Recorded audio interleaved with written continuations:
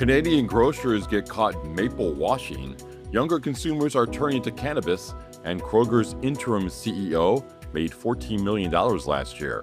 It's time for Retail Daily, your quick look at the top stories from Supermarket News and CSP Daily News. I'm Supermarket News Senior Editor Bill Wilson. And I'm CSP Editor Chuck Yulee. Canadian grocers are in hot water. A practice called maple washing has put Canadian retailers Loblaws and Sobeys under the microscope. Maple washing occurs when a Canadian grocer promotes imported goods as one of the country's own. The Canadian Food Inspection Agency fined two Loblaw stores $10,000 earlier this year for maple washing, and two other Loblaw locations received warnings. Sobeys has also received several complaints, and the CFIA recently concluded an investigation into the grocer. The agency issued no fines because the stores took corrective actions. Maple washing is a byproduct of the Trump administration's tariffs. Grocers wanted to show shoppers which products Canada made and marked them with a red maple leaf symbol. Cannabis is the choice. With global consumption of alcohol declining, younger consumers are increasingly preferring cannabis instead. This insight comes from Sally Lyons Wyatt, publisher at Chicago-based Circana. Wyatt spoke May 11th at CSP's Cold Vault Forum in Lombard, Illinois.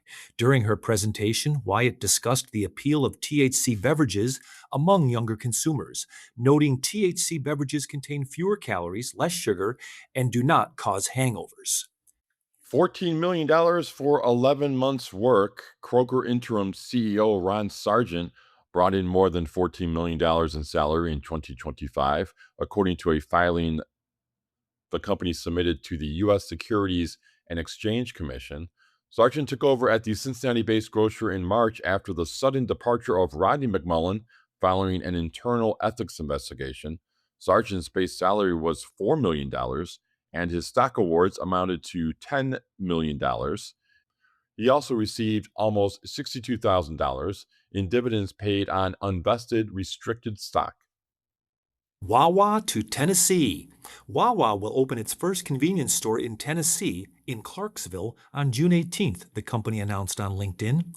Wawa in August 2025 began construction of its first Tennessee convenience stores in Clarksville and Murfreesboro.